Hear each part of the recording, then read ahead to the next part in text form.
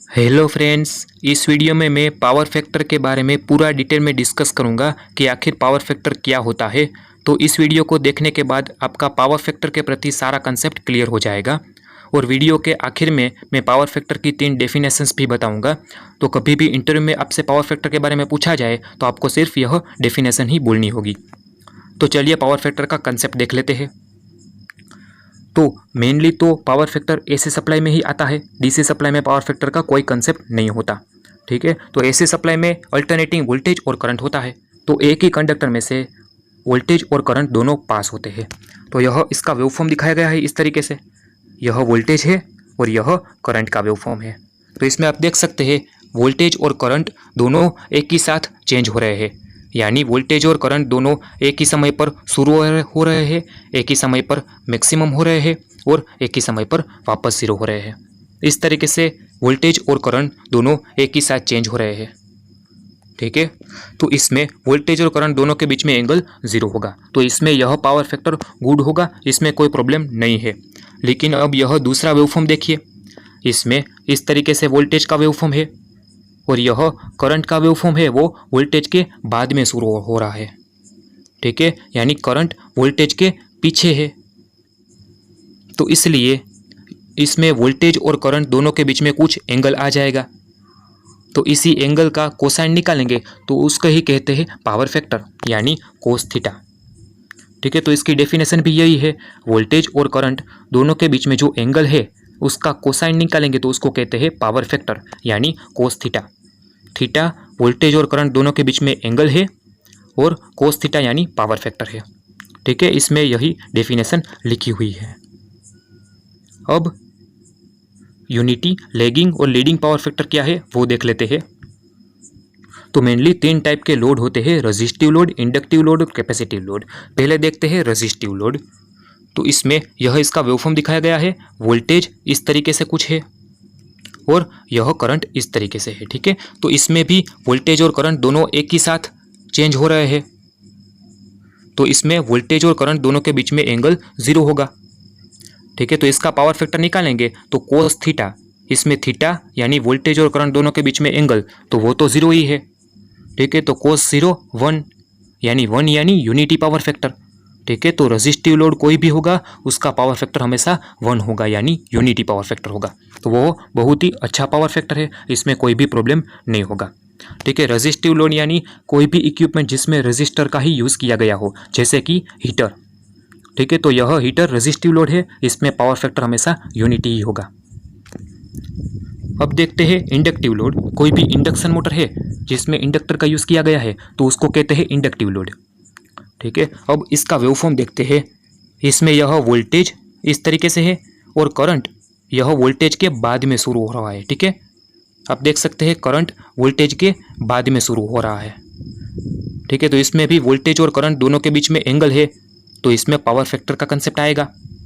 ठीक है, तो मान लो कि पावर फैक्टर की वैल्यू 0.9 है, जो कि 1 से कम है।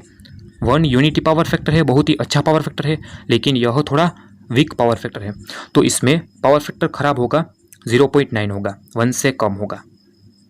ठीक है, तो इसमें वोल्टेज और करंट दोनों के बीच में एंगल है, इसलिए इसका पावर फैक्टर थोड़ा कम हो गया, यानी 0.9 है। लेकिन इसमें करंट वोल्टेज के पीछे है, यानी लेग है, इसलिए इसका पावर फैक्टर भी लेगिंग पावर फैक्टर होगा। तो यानी इसका पावर फैक्टर 0.9 लेगिंग होगा। ठीक है, तो यह खराब पावर फैक्टर है, इसको इम्प्रूव करने के लिए हम कैपेसिटर का यूज़ करते हैं। तो अब बात आती है कैपेसिटिव लोड। तो कैपेसिटिव लोड में कैपेसिटर और कैपेसिटर बैंक का समावेश होता है। तो कैपेसिटर को पावर फैक्टर इम्प्रूव करने के लिए यूज़ किया जाता है। अब इसका वेवफॉर्म देखते हैं। इसमें इस तरीके से वोल्टेज है, तो इसमें करंट वोल्टेज के पहले ही शुरू हो जाता है। ठीक है, इस तरीके से आप देख सकते हैं कि करंट वोल्टेज के पहले शुरू हो रहा है, यानी करंट और वोल्टेज दोनों के बीच में एंगल तो है, तो पावर फैक्टर तो आएगा ही। ठीक है, तो मान लो कि इसका पावर फैक्टर 0.9 है, लेकिन इसमें करंट वोल्टेज के आगे है, यानी करंट वोल्टेज के लीड कर रहा है, इसलिए इसका पावर फैक्टर लीडिंग आएगा। ठीक है, तो इसमें पावर फैक्टर होगा 0.9 लीडिंग पावर फैक्टर। ठीक है। तो इंडक्टिव लोड में पावर फैक्टर खराब होता है, तो यह कैपेसिटिव लोड की मदद से लीडिंग पावर फैक्टर आ जाता है। ठीक है, तो यह लीडिंग पावर फैक्टर वो जो लेगिंग पावर फैक्टर है उसको कम कर देगा, इसलिए पावर फैक्टर अपने आप ही इम्प्रूव हो जाएगा। ठीक है, तो इस तरीके से कैपेसिटिव लोड पावर फैक्टर को इम्प्रूव कर देता है। ठीक है, अब आप समझ गए होंगे पावर फैक्टर का मेन कंसेप्ट क्या है और यूनिटी, लेगिंग और लीडिंग पावर फैक्टर क्या है। ठीक है, अब पावर फैक्टर की इंपॉर्टेंस देखते हैं। तो इसमें यह वोल्टेज और करंट का वेवफॉर्म दिखाया गया है। ठीक है, इस तरीके से इसमें भी करंट वोल्टेज के पीछे है यानी लेग में है। तो इसमें वोल्टेज और करंट दोनों का मल्टीप्लिकेशन यानी पावर होगा, तो इसका पावर का यह वेवफॉर्म दिखाया गया है। ठीक है, तो इसमें आप देखिए वोल्टेज पॉजिटिव है लेकिन करंट इस पॉइंट पर नेगेटिव है, इसलिए प्लस माइनस यानी माइनस, तो इसकी पावर की वैल्यू नेगेटिव में आएगी। ठीक है, इसमें वोल्टेज और करंट दोनों पॉजिटिव है, इसलिए पावर की वैल्यू पॉजिटिव आएगी। वापस करंट पॉजिटिव है लेकिन वोल्टेज नेगेटिव है, तो इसलिए पावर की वैल्यू नेगेटिव आएगी। इस तरीके से पावर का वेवफॉर्म है। ठीक है, इसमें यह जो पॉजिटिव में पावर है वो तो यूज़फुल होगा यानी उसका तो यूज़ होगा, लेकिन यह जो नेगेटिव पावर है वो किसी काम का नहीं होगा, यह पावर सिर्फ लॉस ही होगा। ठीक है, तो यह पावर फैक्टर यह जो यूटिलाइज हो रहा है वह पावर भी दिखाता है। मान लो कि पावर फैक्टर की वैल्यू 0.9 है, क्योंकि इसमें वोल्टेज और करंट दोनों के बीच में एंगल आ रहा है। ठीक है, इसलिए पावर फैक्टर की वैल्यू 0.9 है। तो इसमें 0.9 इंटू 100 करेंगे तो यानी 90%, यानी 90% जितना पावर यूटिलाइज हो रहा है और बाकी का 10% पावर लॉस में है। ठीक है, तो इसमें आप देख सकते हैं 90% जितना पावर यह यूटिलाइज हो रहा है, लेकिन यह जो है नेगेटिव में वो पावर सिर्फ लॉस ही है, यानी पावर फैक्टर की वैल्यू 0.9 है, यानी 90% जितना पावर यूटिलाइज हो रहा है वो हम कह सकते हैं। तो इसलिए पावर फैक्टर कितना पावर यूटिलाइज हो रहा है वो भी दिखाता है। ठीक है, इस तरीके से अब पावर फैक्टर की 3 डेफिनेशंस देख लेते हैं। तो मैंने पहले तो डेफिनेशन बताई थी, वही है कि वोल्टेज और करंट दोनों के बीच में जो एंगल है उसका कोसाइन को हम पावर फैक्टर कहते हैं यानी कोस थीटा। अब देखते हैं दूसरी डेफिनेशन। इसमें यह इस तरीके से पावर ट्रायंगल दिखाया गया है। इसमें यह एक्टिव पावर, यह रिएक्टिव पावर और दोनों का वेक्टर सम एपरेंट पावर होगा।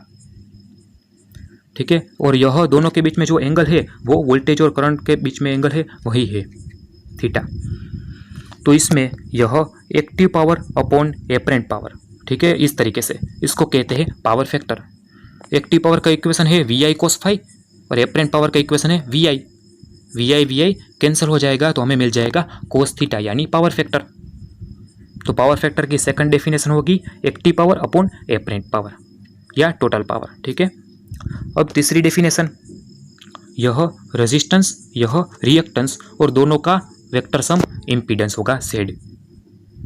इसमें भी यह जो थीटा है वो वोल्टेज और करंट दोनों के बीच का एंगल है। तो इसमें पावर फैक्टर होगा रेजिस्टेंस अपॉन इम्पीडेंस, इस तरीके से। ठीक है, तो पावर फैक्टर की तीसरी डेफिनेशन होगी रेजिस्टेंस अपॉन इम्पीडेंस। ठीक है, तो यह पावर फैक्टर की 3 डेफिनेशंस है। तो कभी भी आपको इंटरव्यू में पावर फैक्टर के बारे में पूछा जाए तो आपको सिर्फ यही 3 डेफिनेशन ही बतानी है। ठीक है, तो दोस्तों आई होप कि आपको पावर फैक्टर के बारे में सभी कंसेप्ट क्लियर हो गए होंगे। फिर भी आपको कोई डाउट हो तो प्लीज़ मुझे कमेंट बॉक्स में सवाल करना, मैं उसका ज़रूर आंसर दूंगा। तो दोस्तों अगर आपको यह वीडियो अच्छा लगा हो और कुछ नया जानने को मिला हो तो प्लीज़ इस वीडियो को लाइक और शेयर कर देना, और आगे ऐसे इलेक्ट्रिकल के डिफरेंट टॉपिक्स के लिए इस चैनल को सब्सक्राइब कर देना। मैं मिलता हूँ एक नए वीडियो के साथ, तब तक के लिए बाय बाय।